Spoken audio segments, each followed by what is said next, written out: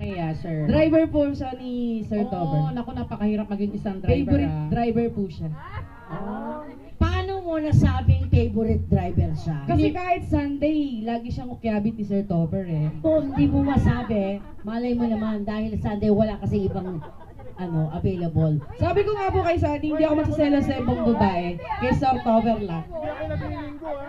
Ayun! Ayan na! Nagka-booking na ng mga kapatid.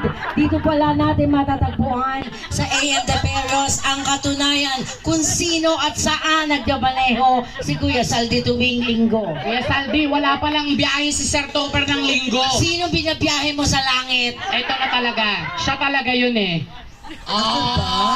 Sorry. Kasi alam mo ganyan din yung asawa ko. Oh, kahit Drive din. kahit Noche Buena, pinapatawag din ng amo. Diba? Para mag-drive. Pero sobra, alam mo, ibang klase talaga si Boss